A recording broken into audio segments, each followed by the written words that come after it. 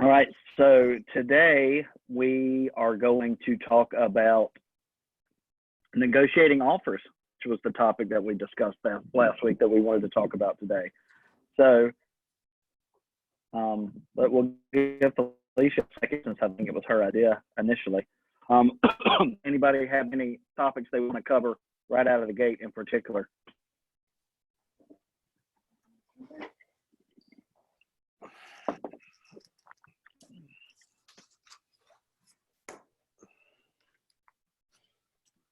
Well, all right, you guys are prepared. Are you talking about like other than negotiating, or are you talking about negotiating? I think it's going to be a little bit about both. The way that I think she broached the topic was kind of role playing two people working as agent buyer and two people working as agent seller, and then kind of the two agents then kind of going back and forth just to role play what that looks like for a made up property or something like that. So let's see what she thinks. Is she on? She just was. I'm like, I don't see her on my screen. She'll be back. Lisa. Figured you'd appreciate this. The bugs. You notice you.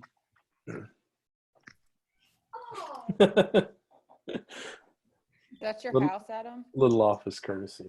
Huh? Is that your house? No, I'm at my office. I was just telling my coworker that I got my earbuds in, so I think a little office courtesy there. You're saving them from dealing with us. That's nice. All right, Felicia. So the idea that you brought up last week was to role play kind of negotiating. And if I'm understanding right, you were saying maybe two people pretend that role play as buyer agent, two people role play as seller listing agent, and then the two agents kind of come together to kind of discuss an offer just to kind of show what that could potentially look like. Am I more or less on track with what you were thinking, or do you have something else in mind? You're muted. Felicia. Felicia, you're muted. Hey. There you go. Sorry. It's okay. Yeah, I was just thinking about like how we do ring ring. With us being Yep. virtually, I don't know how that's gonna work.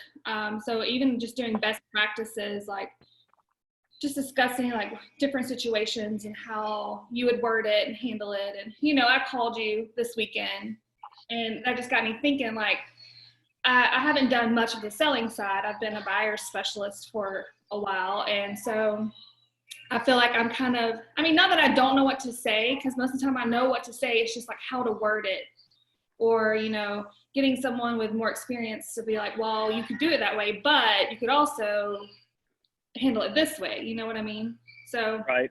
I don't know. I called Well, you. let's role play a scenario. How about me and you? Let's role play something. Come to me with something, and I'll get it kind of started to see if it helps get the conversation rolling a little bit. What do you mean? Come to you with what? Like offer? Anything. Yeah, sure. Felicia, why don't you just go over the situation that you had this weekend? Yeah. That was a good topic. Okay, for us newbies though, like make it real clear who's what, and you know what I mean? Like don't just dive in because I don't know really what's happening. Okay, I'll tell my story, and then Doug, if you want to role play it, we can role play it. Will that work? That sounds great. Okay. I'm So, going to mute everybody just for who's not talking, just to make it clearer for everybody on the other end. It's okay. Is it my mic? You're good, Felicia. You're good. So we got an offer on my listing in Hubert after it had just hit the market that morning, and we negotiated it. We did it verbally.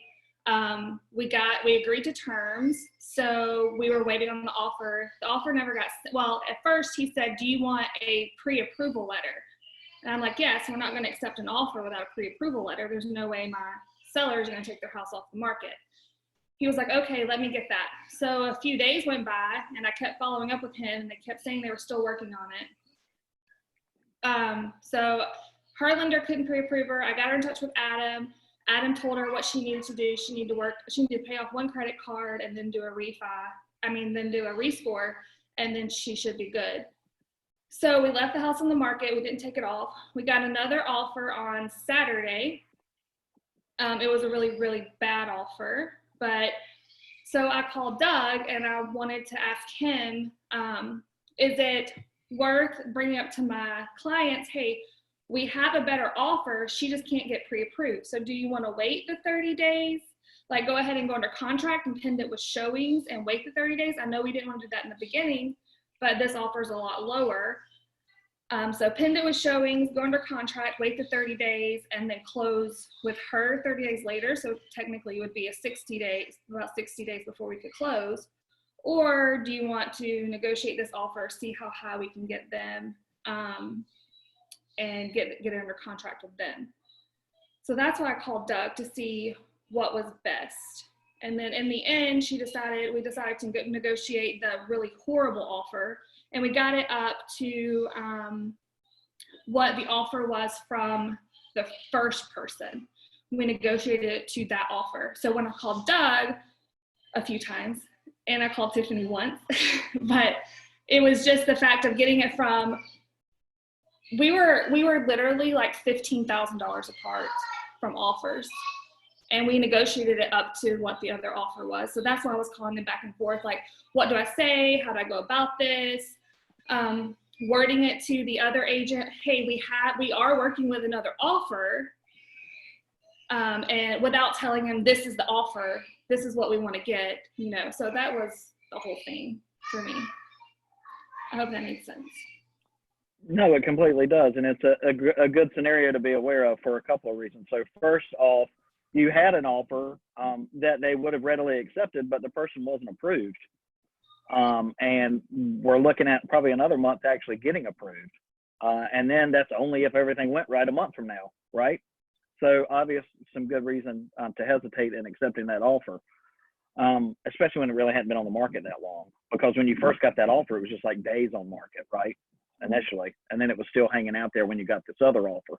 So the other offer came in and not great. But hey, we've got somebody who's actually qualified. So Felicia's question was, just to recap a little bit, was in presenting this to my seller, I'm saying, look, we've got this one offer that's terms we know you'll accept, but they're not qualified, just to be honest with you. And then on the other hand, we've got this other offer that's qualified, but it's not a good offer. So we got one or two things. You can either accept the one and then pin it with showings. So let people know we'll take other offers, we'll take a backup offer, and just hope for the best and see what happens. Or we can try and work with this other offer. And she decided to, try to work with the other offer. And I think part of the question was, hey, as a seller, can I present an offer to a buyer? And you absolutely can. In this case, it was more of a counter because they had presented one to you. But in some situations, I mean, somebody might come to us, might look at the house once or twice, but not make an offer. You can always reach out to that agent and say, hey, look, my sellers are ready to make something happen. This is our offer to you. Are you interested in this? Yeah, I can submit an offer. So after I talked to Tiffany, we basically went, and you as well, but you tell me stuff and it sounds so amazing. I'm like, damn, I wish I had a recorder so I could just like say this exactly how Doug says it. This is the conversation I had with Tiffany. I was like, I called him twice. He told me exactly what to say, and I know what to say. I just can't present it the way it just like rolls off his tongue. So what we said was, hey, we're working with another offer as well. My seller really likes some of the terms of your offer. She needs to net this amount. Can we get there? Basically what I said. Doug, you need to widen your screen. Your head's starting to get. Nah.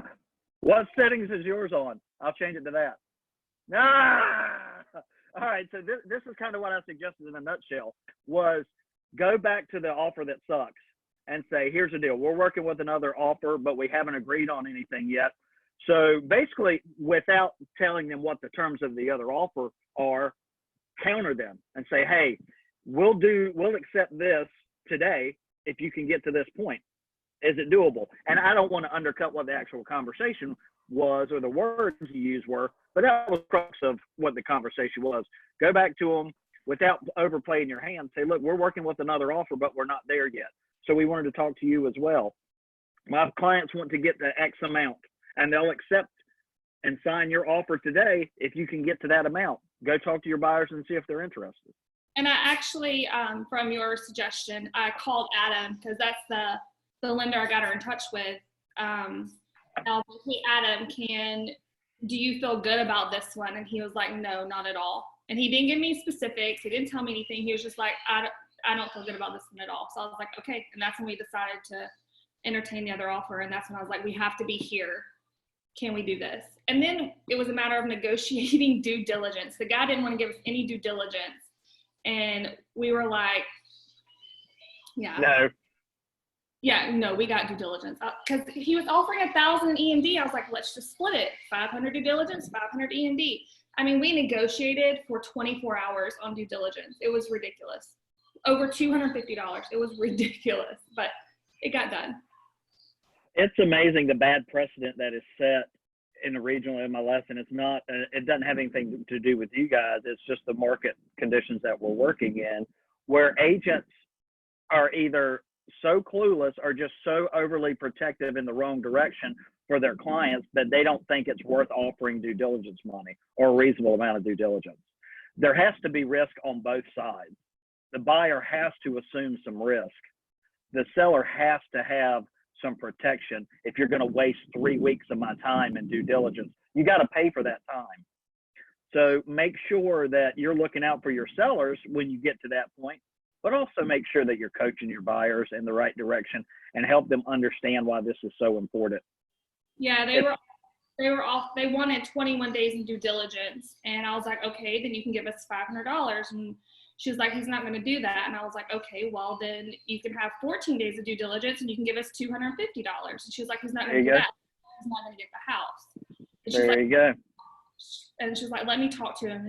And then she came back and she was like, okay, he'll do 14 days with $250 in due diligence. Felicia, did they say why the due diligence was such a hard sell? Like, why is that such a big deal? No, because he was offering the money in earnest. So I wasn't asking for extra, but I showed this guy the house and I could just tell he was going to be one of those people. I guess what I don't understand is if you don't have a problem putting up $1,000 for EMD, what the hell is the big difference? Is because you're going to lose it if you walk? Yeah, it's the risk. And it's because they haven't been coached properly 90% of the time. 10% of the time, people are just cheap and think that they understand the process better than we do. And we all know that happens. And sometimes you can't get around that. But like I always talk about, control what you can control to make sure you set the expectations at the outset. but as a seller, why would you, I mean, do people actually take offers without due diligence? My Swansboro house did, and we were in multiples, and they took one that had no due diligence because it was full price. It was full asking with no due diligence, and they took it. And I explained the risk, and they were willing to do it. So. Also remember, it's not your decision to make, especially for your sellers. You coach them the best they can, and you can, and then it's up to them to decide what they want to go with. If you get a full price offer in one day and the other offer it in full price or in just a few days, and you feel like you're going to sell it again if it doesn't work out, well, maybe you don't care about the due diligence. You'd rather have the full price, so you give it a shot because you'll get it under contract again. So on the flip side, like, I know this has nothing to do with us, but like that first offer, like that was terrible that he didn't get her pre-approved and they wanted to put an offer in that on that house. And later he sent me emails like, I'm sure you can tell I'm new. Thank you for working with me. I mean, he was very humble and very nice about it. And, it's just one of those learning curve things. If you don't, like, not everyone has a team like ours, and people don't get coached the way we coach. And if you're new and you're just a fish out of water and you don't know what the hell you're doing, then he may have not have, like, thought, oh, well, I should probably get her pre-approved before I show her all these houses and write an offer. Which is sad. Well, that's a fair point, And I'm sure to a degree we can all relate to that because, pretend you're new and you're just happy to have a client that A, wants to talk to you and B, wants to write an offer. You forget about the rest. You're like, yay, I've got somebody who I can help. Maybe I can actually do this. If we didn't have y'all, I don't know what it would be like. I would probably do that. I mean, I think it's fair. I think we would all probably be the same way.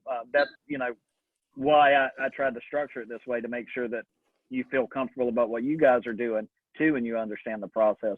And it's not just about me. The resource that we are for each other, I mean, you can't pay for that. You can't really even put a price point on it, because Felicia, how did that- often have we gotten something from somebody else that has helped us?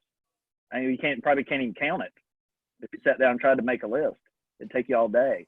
So, but that's the point, right? I mean, that's why we're here. And that's why everybody chose to be here, because you wanted that as a resource. So, like so many of you eloquently articulated yesterday. Hey, I wanted to point out 14 one thing. takes. All of that is very true. One thing, Felicia, the way that you negotiated that due diligence was pretty genius. I don't know why. I've never really thought about it that way. With and you could take that to your buyer or to your seller, where yeah, like if you want to offer less money, then it's less time. That's pretty genius. I really have never done that. I like that. That's a great idea. You know, if you want 21 days, it's going to cost you more than 14, because the risk is greater for my seller, right? So Yeah. you want to come a little bit out of pocket, you get less time. Yeah. And you know what? Remember that when you're working with buyers who have, you know, their limited funds. You know, in multiple offer situations, you need to be pushing for 14 days anyways to help strengthen your offer, okay? If you're in multiples and shooting for 21 days, you're setting yourself up to get hurt, okay? So always shoot for 14 days, probably max. I've done 10.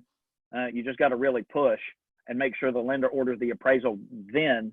The inspections shouldn't be a problem. But use that as a tool. Remember, in offers, it's not always about the purchase price.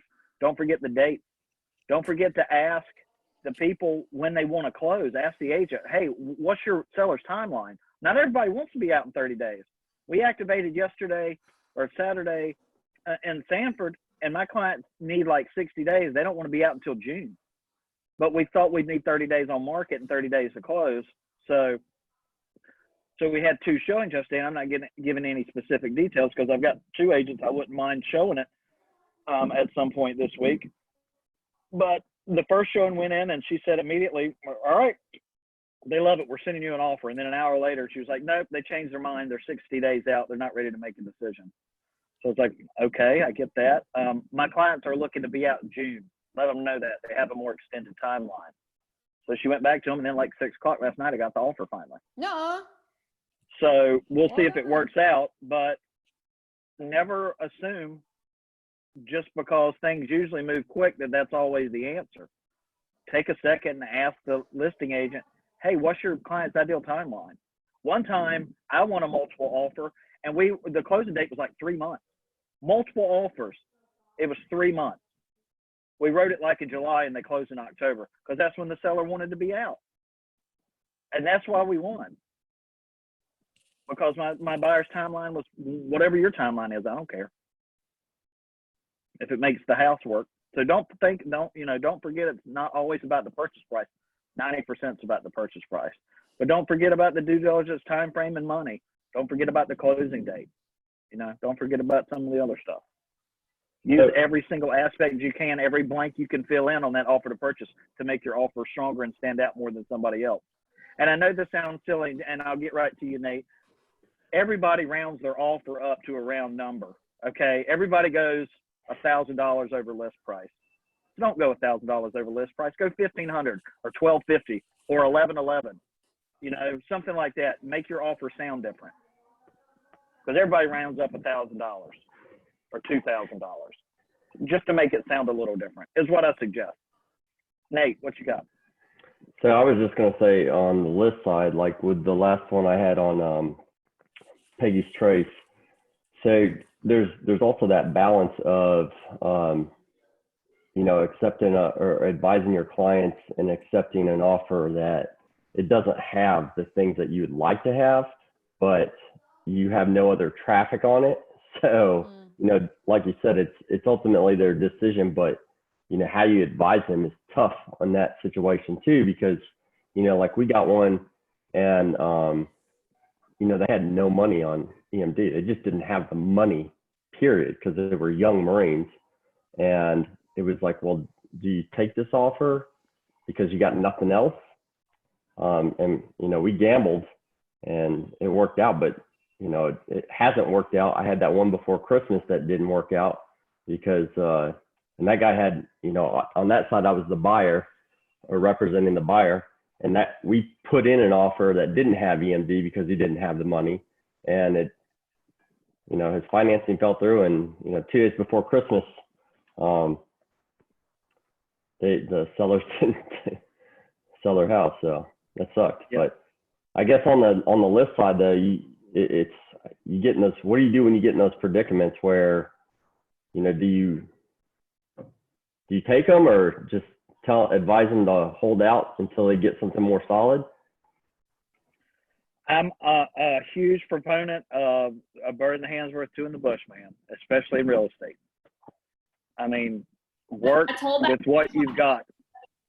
I also feel like it would depend on their timeline. Like if they really can't afford another mortgage payment, you kind of have to weigh the pros and cons, versus if they're not really in a rush to get out, then maybe they're more willing to wait. Yeah. So I think It's such a balance.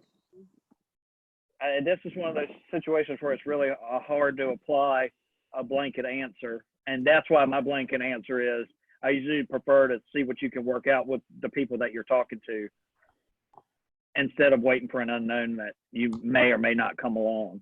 Now, to aid in that, we can use, well, what are our days on market?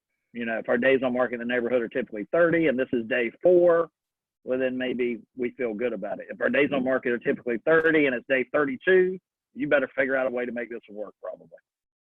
You know what I mean? I think how much it's showing is also a good indicator.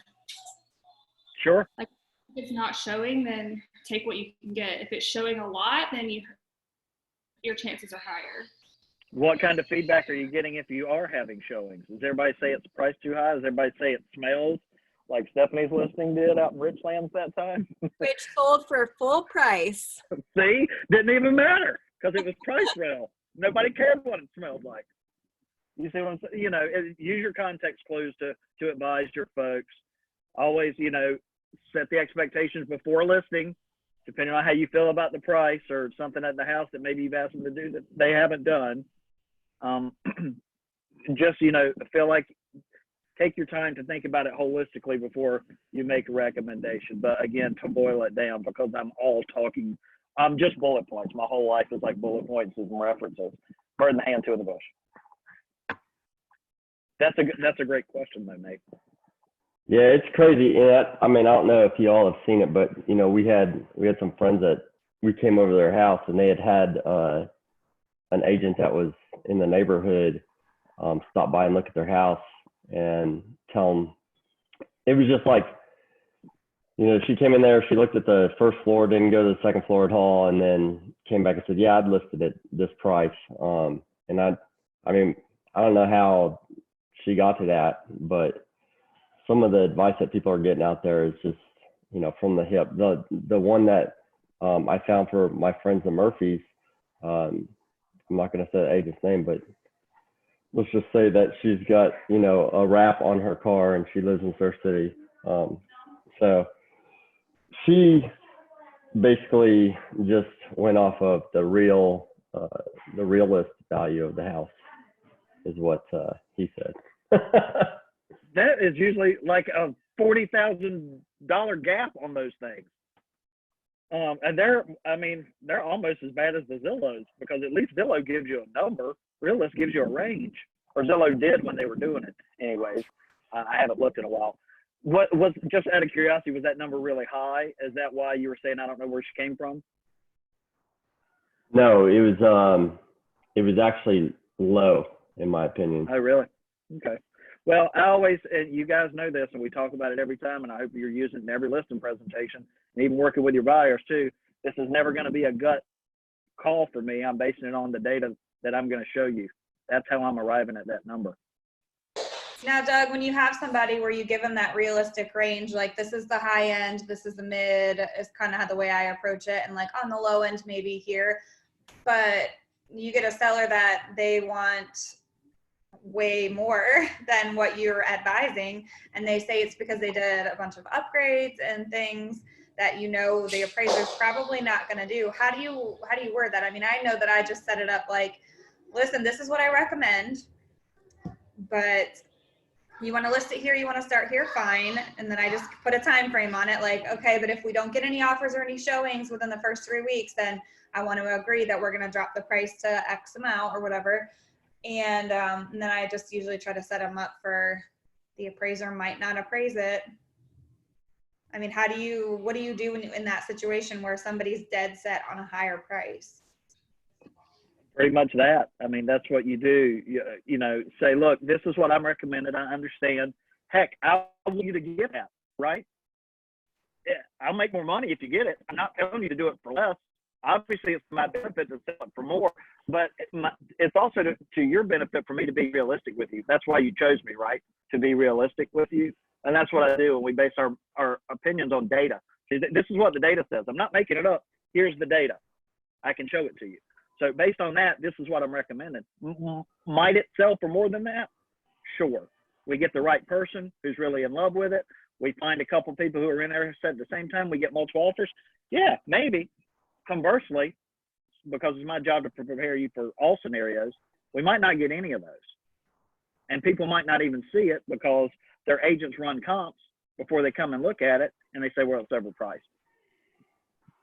So, like you said, let's agree in advance. Sure, I'll start it there.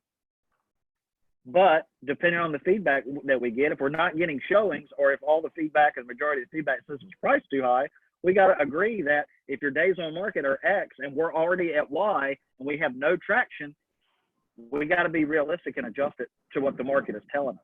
Or you say, look, it doesn't do me any good to list homes for more than they're going to sell for. That's not how I operate. So I don't know if I can help you.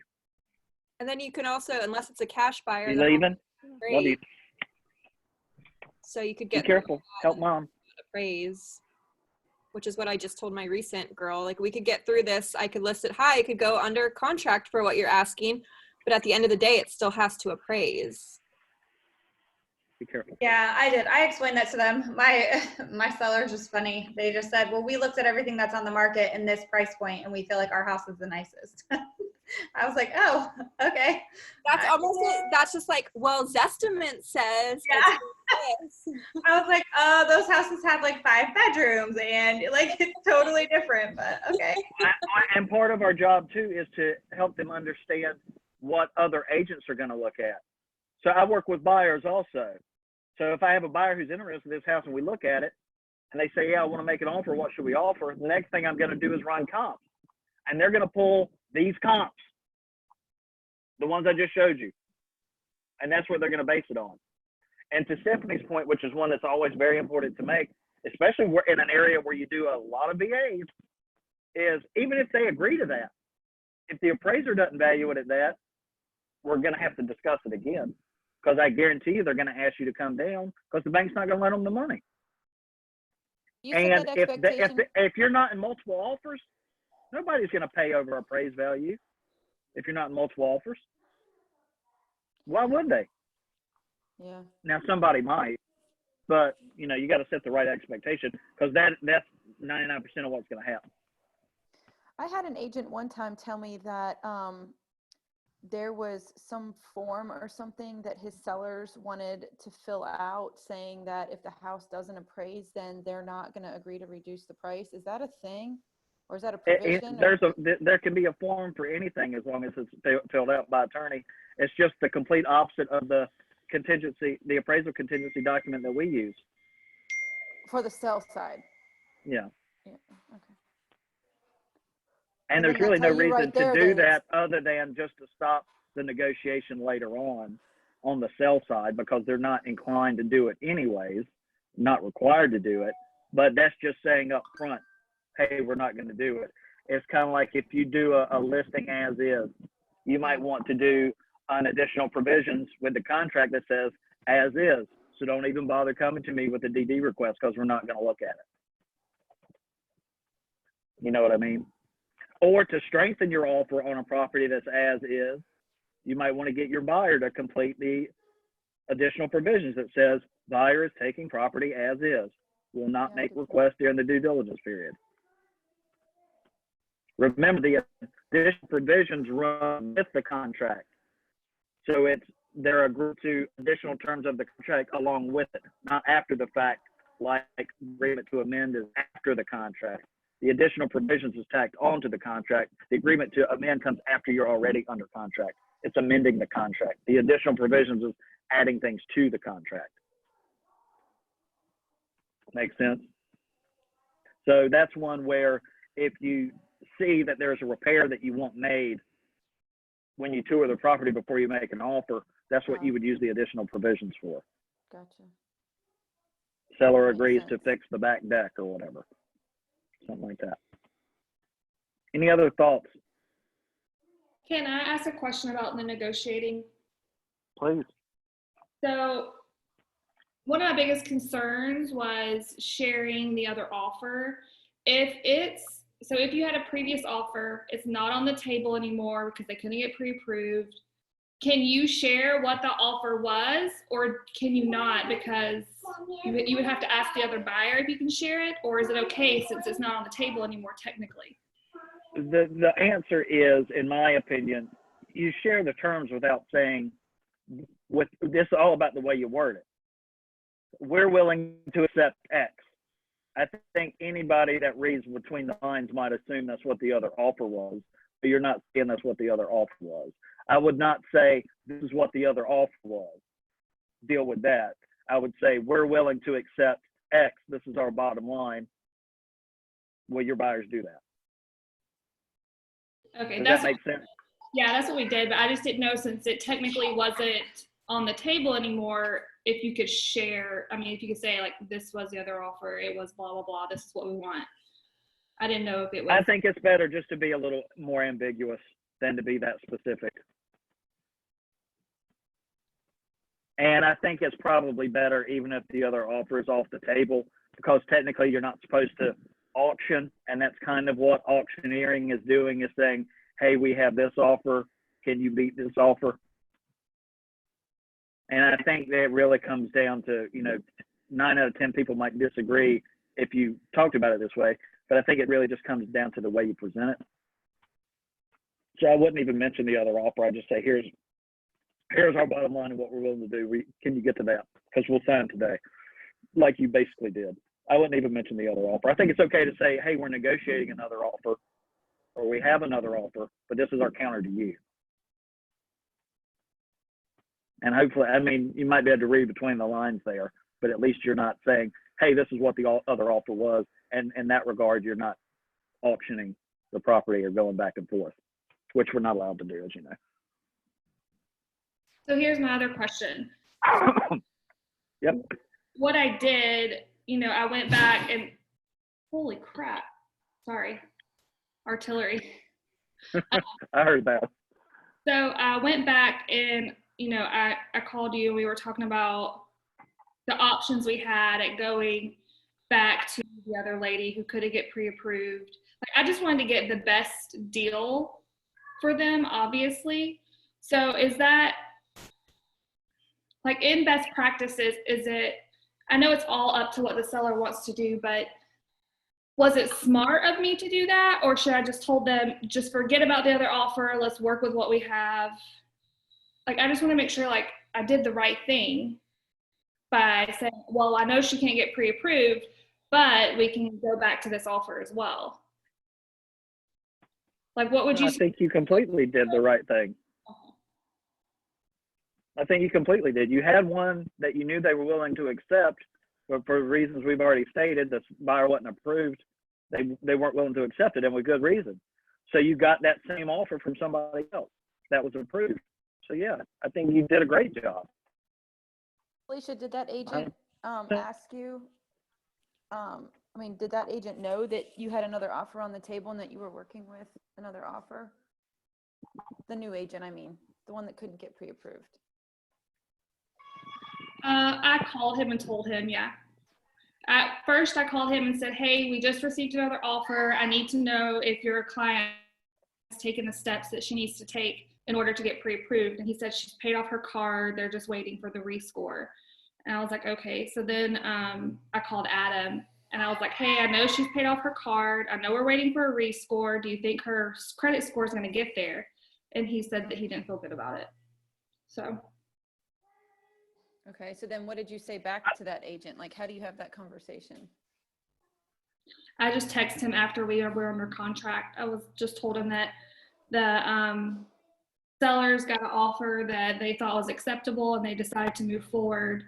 And then I wished him the best of luck in finding his lady a place to live.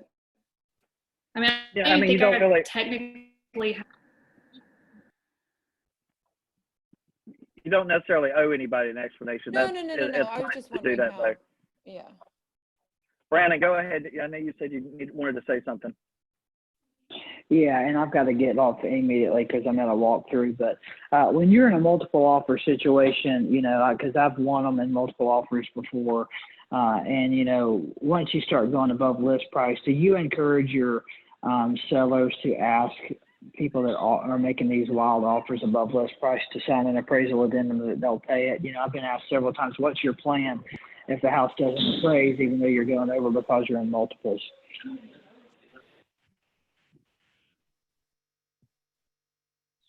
What do you think, guys? I feel like it's so different here on the coast just because there's so many VA loans. So, and most military can't afford to pay the difference. Maybe talk with the lender first to see if they can help them out. I don't know. I think so. A couple of things. You should let what the loan type is before you accept it, so you can go ahead and advise your client the right way to be prepared.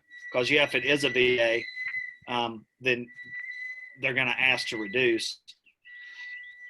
But I mean, I think it is different.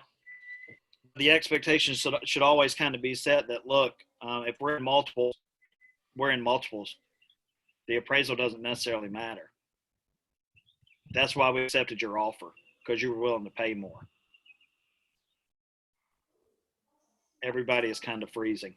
Well, do you say that to your buyer? Hey, look, Did we're in y'all get any of multiples. that? You say to your buyer, hey, look, we're in multiples. I get that you want to go over list price, but since we're in multiple offers, if they accept, we need to, you know, have the expectation that the seller may not reduce the price and you may have to be responsible for bringing the difference to the table. You said that. Are you prepared to do that if you go in with this offer? Yeah. For my house, the one that smelled, we got into multiples and I laid down all the terms and one went like 5,000 over list price.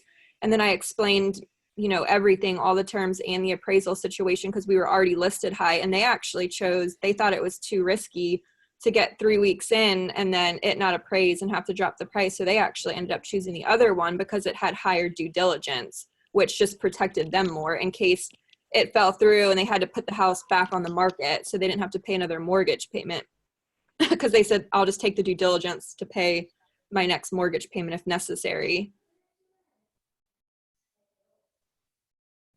Yeah.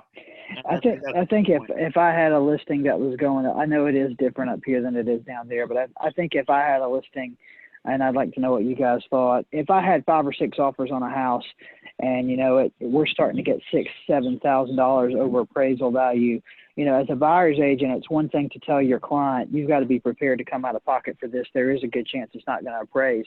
But as a listing agent, I think I would ultimately tell the client that we decided to work with, my buyer or my sellers want to get this done with you, but here's the deal: we're in multiple offers, and you're going above list price. We'll agree right now, provided your buyers will sign an appraisal addendum that they're going to pay this no matter what. Otherwise, we're not going to reach an agreement, and we're going to list this house again because we know it will sell, and you're going to be out your due diligence. I think that's a great point, especially for that market, Brandon. And I think I'm going to reach out to Jeremiah and see if he has the reverse addendum for sellers to see if we can have that on hand to use when we might need it. I think that's a good point. What's the reverse addendum? Just saying that the sellers are going to put the. So basically, it says if the house appraises for $5,000 less than what you've offered, you're locked into paying this. You agree to pay this. Okay. And that's really important because, you know, a lot of buyers up here, you know, especially certain price points up here, when you get around like 220 to 275, even up to 350, I mean, it's murderer's row, and it's not uncommon to have 6 and 7 offers on a home that are going, you know, $8,000 past list price.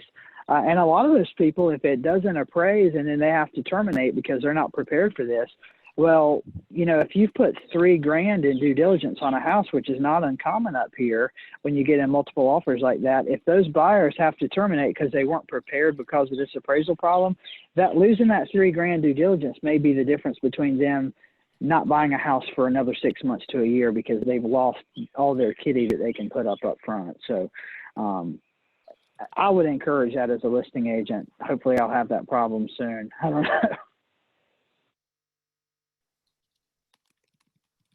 I think that's a good point. I'm gonna get one of those. Any other thoughts on that? Thanks for bringing that up, Brandon. Earlier, Doug, and I know that Nate was asking about it too. I know that we learned in class, you can use that OTP from the sell side to offer to the buyer. Like if Yep, you definitely. said that the house isn't moving and you've had showings or whatever. Yeah, I had actually Felicia, what's his name, Andrew. He called me and said he had a reverse offer for me, and I was like, never heard that before. I've had buyers get an offer from a seller.